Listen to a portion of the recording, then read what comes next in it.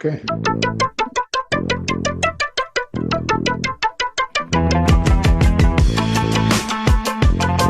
to get back at it. Back at work, Donovan Bailey Running Things, Jason Portuondo alongside the living legend, my brethren. DB, what's going on? You good? Another day, man. Another day in the sunshine and the heat. But I'm not complaining.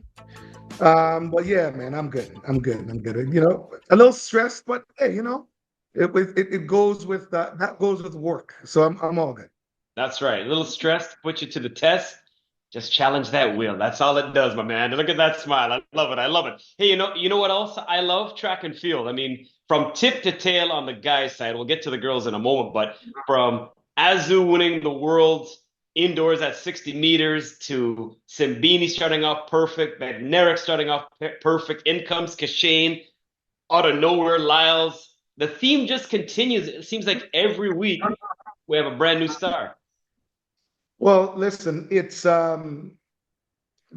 a major championships happening this year, Mm-hmm. and you're gonna see the current competitors that are the stars of our sport today, and you're gonna see guys, women and men making headways every weekend, and we're gonna see that from now until it culminates in September in Japan. So yeah, I mean, I'm very happy you shout out a couple of names, but there are those, and then there's going to be a few that's going to make splash, you know. So yeah, man. I mean, it's the excitement of track and field is here, and every week, every other week, every second week, it gets bigger and better.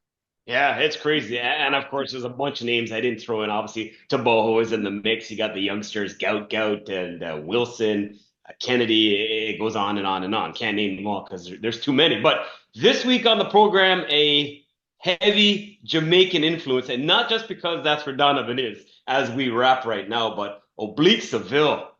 Blowing up things in his first ever Diamond League appearance, ruining things for the birthday boy. Bryan Levell. You want to call him on a different level? Level was just insane putting up a 9.82. We'll talk about that. Jamaica's 4x1. Julian Alfred being just Julian Alfred. And we got nationals coming up for both the Americans and Canadians at the end of the month. As always, we start at the top with our Biopods race of the week. Visit our good friends at biopods.com because they can help you empower your every step. Oblique, the floor is yours. Away they go. Great start from Seville, who's got a bit of a march on Noah Lyles. Lyles has got some work to do. Seville is going really well here. Seville's going to win this. Brilliant rim. He even has time to salute. 9.85. Wow. What a performance. Shocking, a star-studded affair. I mean, we had a whole heap of big names in this race, DB. And regardless of what you're doing in life, we always remember our first, do we not? It's a special time. And for Mr. Seville, what a way to put up his first Diamond League appearance with a 9.86 cracker. Whether for Oblique it was sending a message, or was it the continued rivalry between him and Noah? You know, he just looks like he knows what he's doing right now. You know, I have to tell you this. Oblique's always been really good at executing one race. Like, you know, my concern has always been about him in the rounds. Remember, we talked last year, Jason, at the Olympics. I thought that Kashane was going to win and that he might beat Oblique by a hair.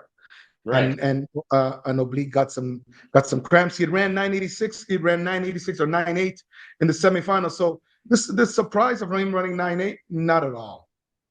Him beating Noah, not at all. It's funny watching the race and listening to the British commentator. At some point, the British commentator, probably thought that Noah was gonna come back at some point. Like no, you know, seriously, I'm watching the race and I'm like going, the race over, dude. I mean, like he had 3 steps on Noah, you know, by 30 meters, so it was done. It was over. You know, I mean, and so you know, he thought that Noah's gonna come back. But again, you can't put any credence on what Noah did. He showed well. He executed as he should. He also has to peak for trials to make the team, to make the 100 team. Oblique is not. He doesn't have to. I mean, it's all gravy from here on out. He's made the team. He knows what's up. Yeah, he knows he's going to be competing, and so now it's him finessing and tweaking all his entire execution of the 100 meters. So again, what Noah ran, no surprise to me. What Oblique ran, absolutely no surprise to me. Wow, that amazing. And you're right, Noah Lyles for his season debut, 10. That's impressive. I'm not going to take anything away from him, but Oblique, I want to talk about, and I know this is your baby. You are the one with the analytics, but the turnover. I'm not saying it's the fastest in track and field, but it's got to be right up there with everybody else, though, because we know he's a compact guy. Shouting out the vertically challenged. He's only 5'7". Got to give him some love. But the turnover for this guy is unbelievable. Yeah, his distribution of power over the first 30 meters is exceptional. I mean, and his ability to accelerate is absolutely exceptional. I mean, like I said, I'm only ever concerned about him cramping or getting injured during rounds. He is one of the most technically sound athletes, especially as you said, Jason. You guys in your short king team. But yeah, he's exceptional right now. And Oblique has the ability to run 9.7. We know that. And it also shows. And right now, I mean, as I just mentioned, right now he's running with ease. Right now it's really just about execution. It's about training through any Diamond League competition that he has, Right. and executing for him. And obviously, I just think that the more time that he gets, the more dangerous he is. As I said before, I expected him to be I expected him to be the Olympic silver medal, at least the silver medalist from last year. So he right now him and his coach and team are certainly just tweaking all the mechanics of the race. To allow and prepare him to be at his best in Japan. Yeah, and a lot of people were talking about obviously Lyles, his first appearance in the 100. Simbini's been unblemished this year. Taboho, I mean, last time you and I spoke about him, he lost to Lyles. You said there's perhaps some gamesmanship going on there. He's had a busy schedule. He went from Eugene to Monaco to Italy. He got beat by Blake there, by the way. And then, back here in London. So there's about a lot going on for Taboho. But even though he finished 7th, I don't know if there's a cause for concern there or not. And a lot of people, DB, going into this race, we're talking about Lyles, rightfully so. Simbini, rightfully so. Taboho, last time we discussed, his effort against Noah Lyles, you said there could be some gamesmanship going on. And I know he's been busy. Going from Eugene to Monaco to Italy to now London, he finished 7th. What's your thoughts on that? I'm not concerned with it. I think that as a fan, we get used to fast times and these stars showing up, right? As a world record holder, Olympic champion, and world champion, I also understand it's very taxing on your body traveling across continents, and traveling across continents and countries. It takes a lot out of you to not only continue training, but hydrating, therapy, and competition. So no, I mean, we've got Taboho is going to make the team. He's going to be in Japan, right? So what he runs today, I mean, not that important. We already showed he already showed what he looked like in Eugene, right? Right. Simbini also has made the team. You know what I mean? So he's going to be ready, and he's also shown the consistency at the start of the season. So at some point there must be a lull where you can train and overtrain and compete at the same time, because I think that a lot of the athletes that are non-American or non-British, they are training through a lot of these competitions that we're seeing. So if I see someone placing, I don't care about the placing. Like right. I'm looking at them running, them executing properly, and hopefully them not getting injured. So no, I don't like the credence first of all, the 100 meters is a world-class 100 meters, and there's many of those athletes from London that we're going to see representing their country in Japan. But it's not going to be that big of a deal. They will be ready then, right? Again, Noah was there. Noah ran slow, but Noah has to go back and make the team next year. Now, as the Olympic champion, he doesn't get a bye. He doesn't get a bye into the World Championships. So, you will see Taboho, you will see Sambini, you will see you will see Seville. You're gonna see athletes. Zarnell Hughes, you're gonna see. He's the number one guy in the UK. Their trials is coming up also. So you've got Canadian trials, US trials, and British trials this week. So yeah, after the trials are over and the teams have been established, then we're going to see the gamesmanship, or not. We're going to see people scheduling what their competition schedule looks like, as well as understanding when it is that they need to send a message, drop a bomb, or whatever.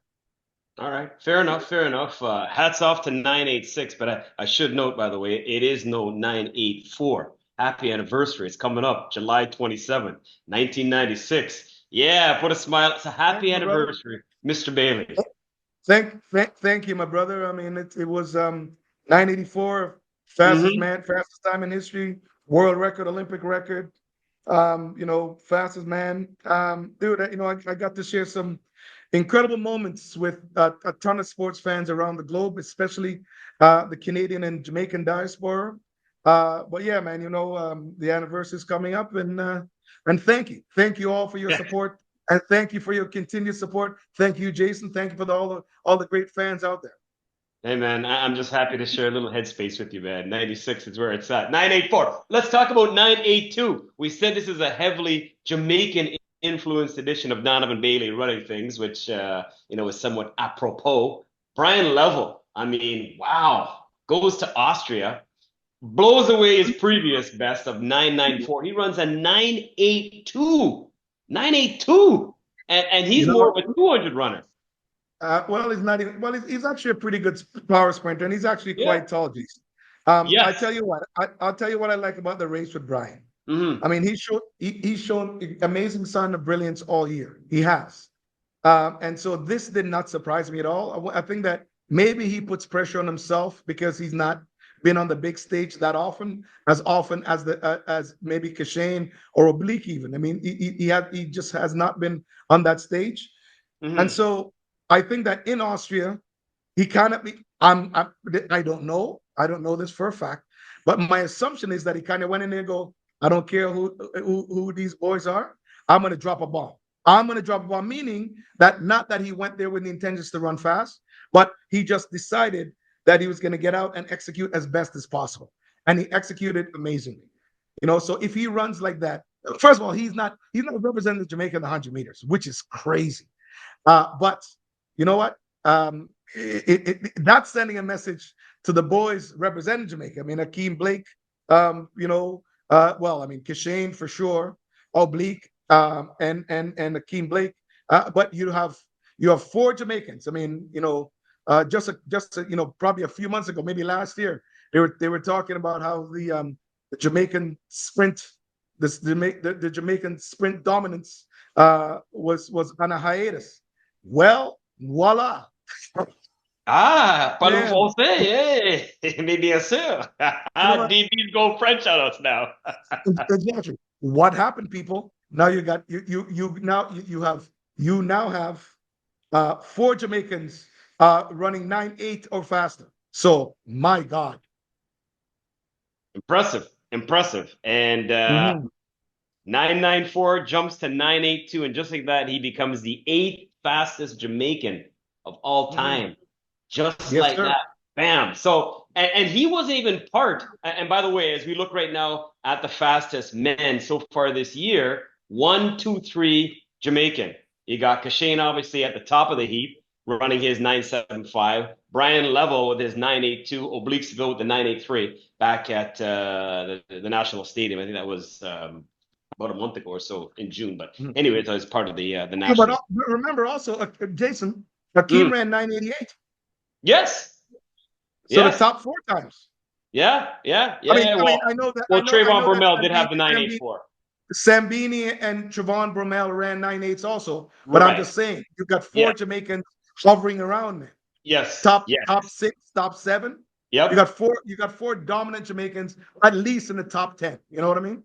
Yep. Fair enough. And that's a nice little segue to what we're going to talk about next, because last time you and I were rapping, Jamaica still wasn't in as part of the 4x1 men's team, and we knew that it was just a matter of time. And also, as we go back to the London Diamond League, it was Rohan Watson, Oblique Seville, Kadrian Goldson, and Kashane Thompson, 37.80.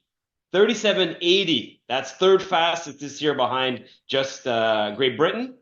No, sorry, not Great Britain. It was South Africa won 37.61, and the US went 37.66. So just like that, DB, they've qualified. And that time, 37.80. Don't forget, Canada, I think, 37.50 when they won the Olympics last year? Right. That's a really good time.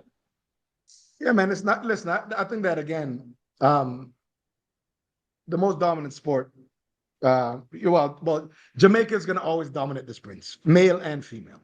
Right. And so it definitely was a disappointment, and a lot of pressure that these guys weren't able to bring the stick around. So I am so happy. I'm so happy that the team in London did that. And also think about this, Jason. I mean, you had you with Rowan and Kadrian. If by chance you stick a Keem Blake and Bryan in there, man, you're looking at again the #1 ranked team on paper, right? So I'm just saying to you that again, it's going to be very interesting. Congratulations to the Jamaican team.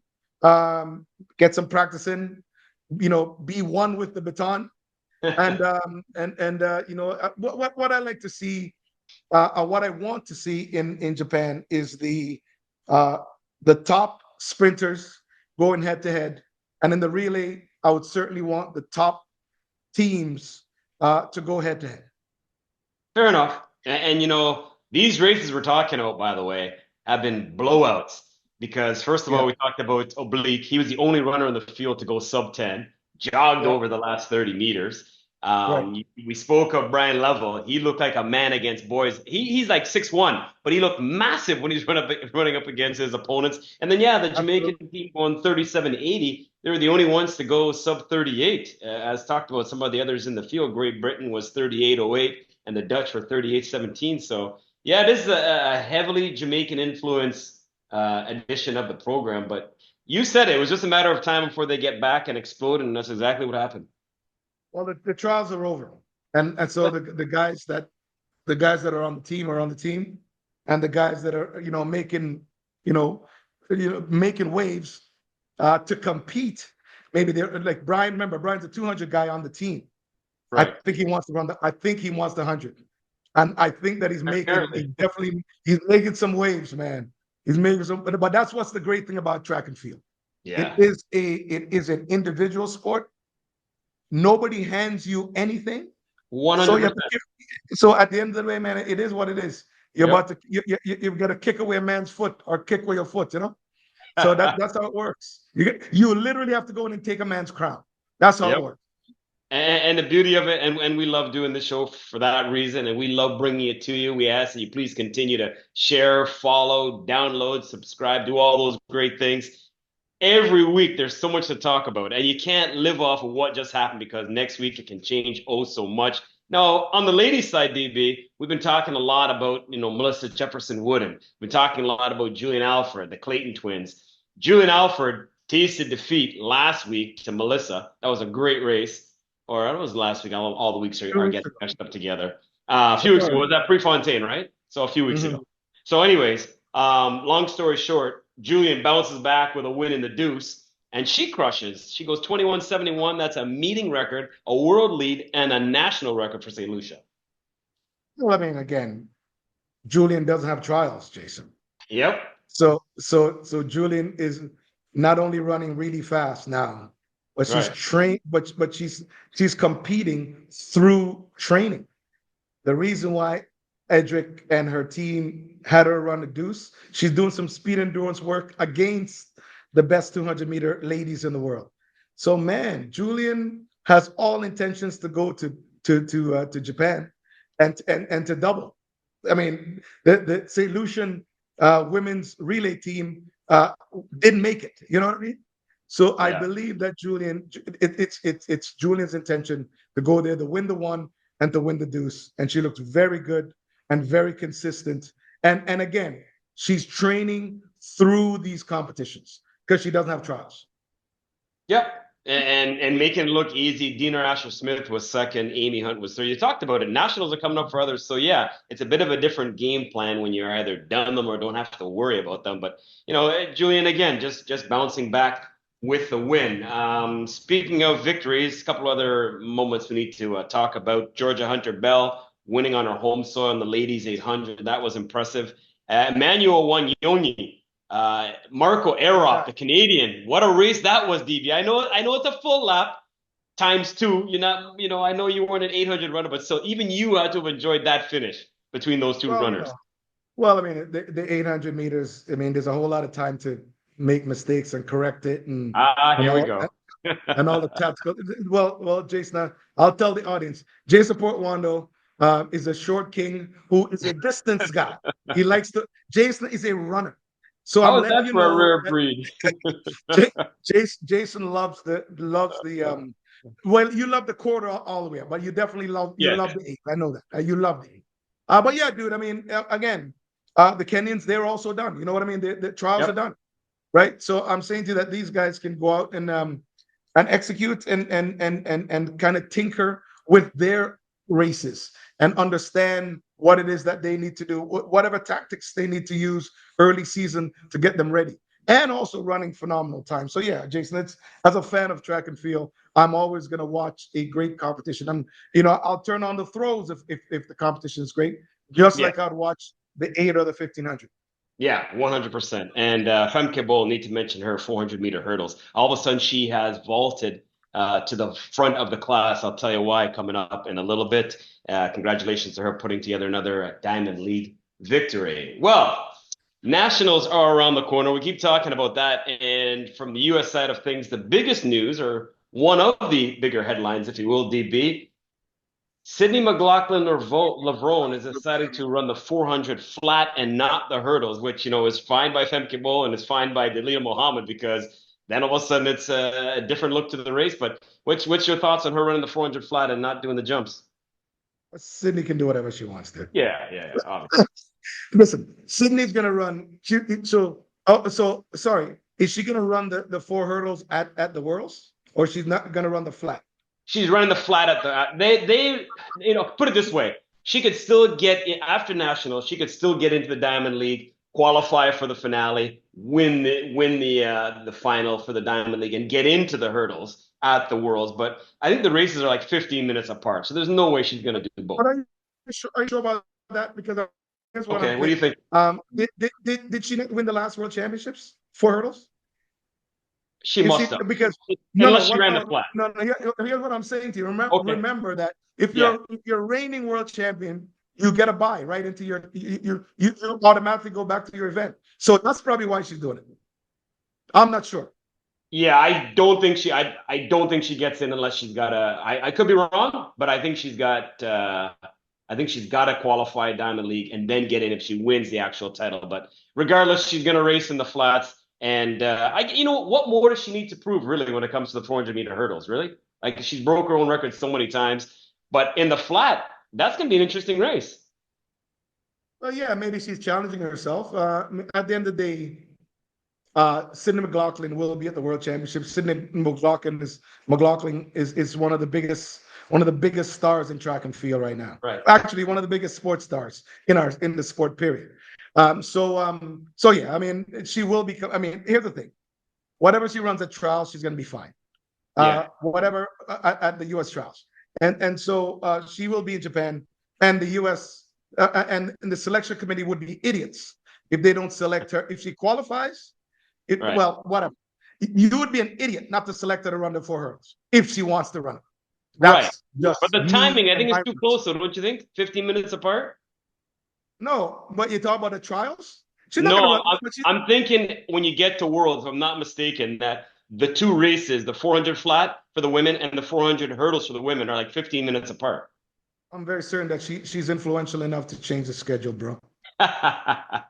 No, I'm serious. And I think that she's gonna run. I think she's gonna run 4 hurdles anyways. I think she's gonna run the four hurdles in Japan. And if she doesn't, oh well. You know what I mean? Like if she doesn't, she's gonna if and maybe she's challenging herself because her coach wants her to see what she's doing, for speed work. Right. All of this to me is just speed work. So yeah, Sydney can do whatever she wants. 100%. We know, she's the queen. We get it. But I should mention this as well. Like Dalilah Muhammad, she might be done after this year. She's getting up there in track and field age, not regular life age. I think she's 30, so it's still quite young, 31 the most. But if we don't have Sydney in the 400 hurdles, all of a sudden now Muhammad looks a lot better. Femke Bol looks a lot better. But we'll see what happens. Quincy Hall as well, we should mention, out. When you talk about the 400 meters, he is the reigning Olympic champion, has been dealing with injuries and so, so on and so on. Quincy Wilson, the youngster now, is going to be in. So one Quincy out, one Quincy in. Here's the thing, dude. In sports, you've got to train your ass off. Right.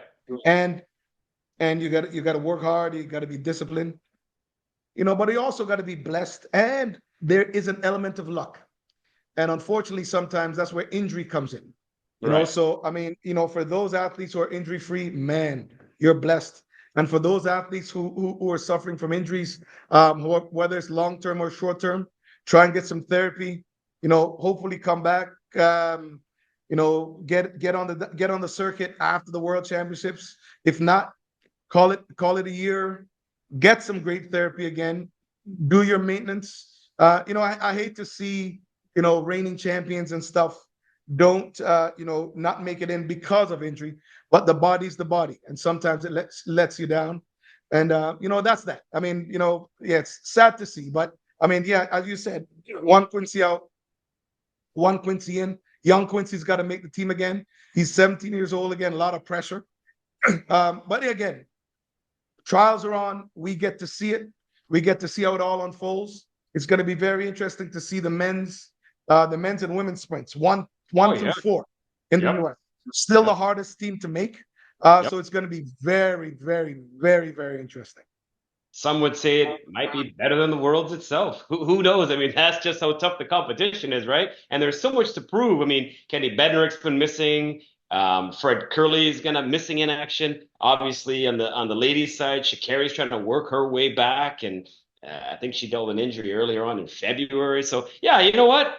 This, not to outshine the other nationals, but obviously the US one is the highlight. Even though we're going to talk about Canada in a second, and you also got Britain, as you mentioned as well, right?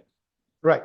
Listen, I mean, at the end of the day, man, it is what it is. And like I said, you just mentioned all the American sprinters: Trevon, Fred, Bednarik, Noah just ran last week. At the end of the day, Jason, these guys have to peak twice because you have to be ready for trials. All the US athletes have to be ready. The system is set. It's top 3 that goes. It is what it is. You're not going to have people jump like the politics of the of sport doesn't exist in the US because it is top 3 that makes it, right? Yeah. So it is what it is. So they have to peak, and so that's why it is to explain to the audience, as you and I are having discussion, to explain to the audience why it is that you haven't seen the America heavy Diamond League or permit meet competitions in Europe is because the athletes, all the athletes in America, have to be preparing for their trials. So good luck to all of them. Let's see some incredible times. We'll have a discussion about what happens there, and we'll see how it goes. It is what it is. The list is endless. We didn't even mention Gabby, right? We didn't even mention Melissa. Like, there's just so much going on, man. It's going to be a lot of fun. The Canadian nationals as well. Ottawa, I do believe, is the site for that this year, if I'm not mistaken. Obviously, we're looking forward to Audrey Leduc and Sade McCreeve, Savannah Sutherland. So the ladies' side is stacked with a bunch of talent. On the guys' side, hey, Jerome Blake, he's coming off a victory in Brescia, Italy, where he knocked out Letsili Taboho. So Blake, he's in a real positive frame of mind heading in. Yeah, you know what? It's going to be I guess I use the word interesting quite a bit. Mm-hmm. The Canadian trials is going to be very interesting. The most consistent and fastest runner this year is Jerome Blake. Right. I mean, Andre's been quiet, Yes. Brendan's been quiet, Aaron has been competing, but as far as times are concerned, quiet. My kid Ellie, he's been quiet. But what you have in the Canadian men's side, um, you probably have six guys around the 10-0 mark. So it's going to be very, very interesting how this goes. It's the top three qualified sprinter that goes to the national championship to Japan. Or I think the old selection was top two, and then I guess the committee gets to select the third. If they're going to do it today, Jerome would be there for sure, and then Andre, Aaron, Brandon, and all the others have to make the team. So you know what? It'd be really good to see what transpires in Ottawa. It's Right. Ellie's. Ellie is from Ottawa. I've been expecting good things from Ellie all season. He definitely has to be. I think he's suffered some cramping in a couple of races. So hopefully he hydrates properly and he gets some great therapy. It's his hometown, so I want to see if he defends his home turf. But it's gonna be cool, man. It's gonna be cool to see. There's at least six Canadians right now that could win. Jerome is the most consistent guy right now. So Jerome's the guy with momentum and confidence.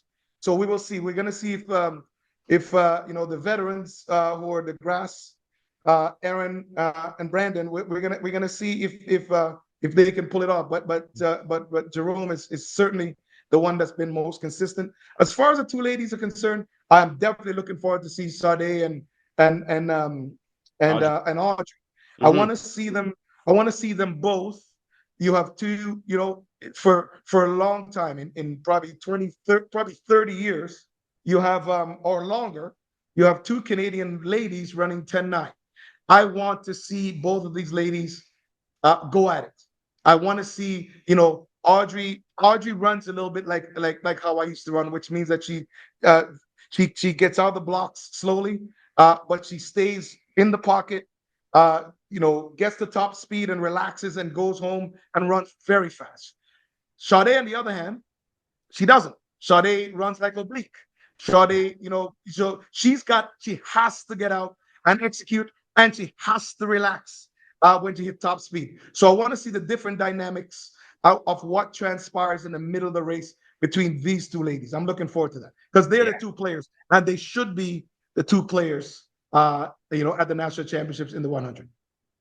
National is always a lot of fun, regardless of where it's at. In Canada, Andre DeGrasse, he's got some questions, right, to answer. I mean, I think he's only won once this year, if not mistaken. I want to say the World Relays earlier in Florida, if I'm not mistaken. It's been a minute. That was like back in April. So, a lot of these athletes, DB, they got a lot to prove, right? Because they can erase the taste of a lot of negative stuff quickly with a big effort and a good result. Well, you have to do it. Yeah. It's trials. You have to do it.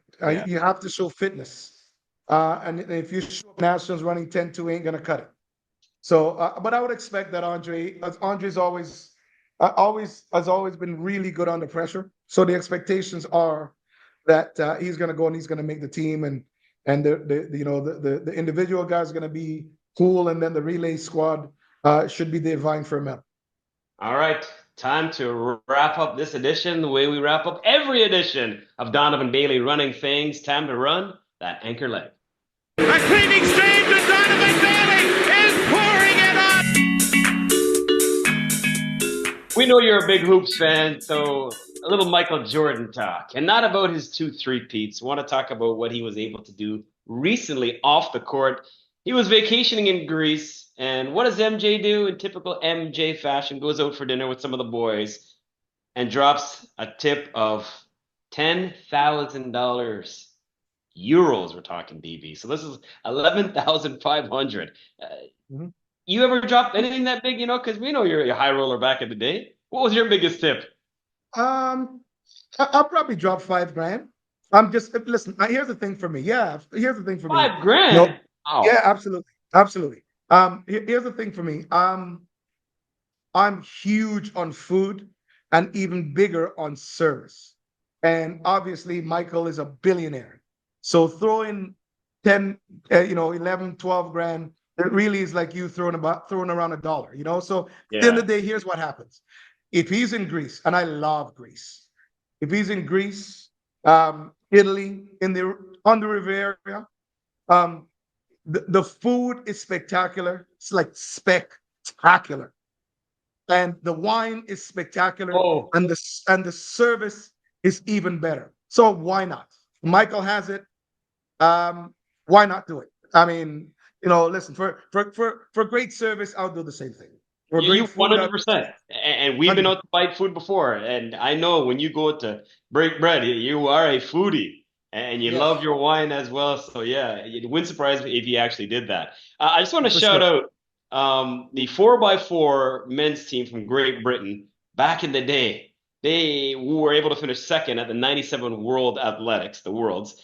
But they got the gold because I think it was one of the runners from the U.S. tested positive. Antonio Pettigrew, I think is his name. They had to wait 28 years, DB. 28 years to get their medal. But, what does something like that do? Do you just give up and forget about it? Would you still be excited this long after waiting? It doesn't do anything for me, Jason. But I'm saying if it was you who had to wait 28 years. But I'm saying to you that I know that, I know all of the guys that were on the mile relay. I know all of those guys. Okay. And I'm very certain that today was a happy day for them. All right. Or the day that they got the medal. So, I mean, listen, fellow Brits, congratulations, bro. I mean, who cares how long it takes or how long it took? You are now gold. You are a world champion. So it doesn't matter. Okay, fair enough. Fair enough. I just wasn't sure if it would matter after all this time. You just forget about it. I'm saying it doesn't matter for me, but to them it does, for sure. Okay. Fair enough. Fair enough. We actually had a question come in. Somebody says they know you like to golf. So Go Jono, I hope I'm pronouncing that properly, actually wanted to find out from you whether or not you think Scottie Scheffler, when he is all said and done, will be a better golfer than Tiger Woods. Tiger Woods had 15 majors, 82 victories. No, I don't want to press the question. Scottie only got 4. I don't listen. Here's the thing. Here's the thing. I mean, I think we spent a whole lot of time comparing people to each other. Right. Tiger Woods at his best and Scottie Scheffler at his best. Who do you pick, Jason Portuondo? And you and I both play golf. Name it right now. Yeah, no, I'm just posing the question. I'm just posing the question. But yeah, I agree with you. No. Here's the thing. I think when it's said and done, Tiger is going to be the greatest of his generation. Scottie's younger than Tiger, and he's putting up huge numbers now. And for me, I'm just enjoying his fantastic play. I'm definitely not trying to compare him. Yeah, he ran away with the Open Championship. I get it. He's got 4 majors now. But I always find it hard comparing athletes from different eras. I know the biggest one of all time, Jordan, LeBron. It's just 2 different eras. I mean, basketball now is not like what basketball was back in the day. So, yeah, anyway. Well, I mean, first of all, opinions on on all social platforms, opinions of the fans, all the history buffs collecting their data. At the end of the day, dude, there's so much to go around right now. If social media existed when I was around, when Michael Jordan was around, when Rick Chambers was around, when Oscar Robertson was around, when Magic Johnson was around, saying to you, there's an argument for all of these people. Yep. So as a fan, what I do is I enjoy it and I have my opinion. It's just my opinion. If you don't like my opinion, who cares? Everybody's entitled to it. That is the beauty of the world. I want one more thing answered. We got the UEFA Women's Euro Championship coming up between England and Spain. When all is said and done, who will hoist the trophy? England. England? The ladies from England. Yes. All right. I'm thinking that they deserve it. And also, speaking of England, I let me ask you this question. As you all know, I'm a huge boxing fan, and believe me, man, Usyk versus Dubois 2 was fantastic. And man, did Usyk teach Dubois a lesson in boxing. Speaking of, we talked earlier about the 800 meter guy, and the statistics. See, I'm getting the plotter in the back of my Let's give it to them. Yes, I'm clearly I'm speaking a little too much plotter, but I'm just saying to you that the boxing lesson Usyk taught Daniel Dubois was spectacular. And again, I'm a huge boxing fan. And this is why we're talking about it. KO loss. And speaking about teaching lessons, it's just like me and you every week here on the program. The teacher, the student. I always appreciate it. And we appreciate you tuning in to each and every edition of Donovan Bailey Running Things. Just continue to share, download, follow, like, subscribe, do all that great stuff. As always, thank you for the company. I'm Jason Portuondo. He is Donovan Bailey. Take us out, my brethren. Until next episode. Peace out.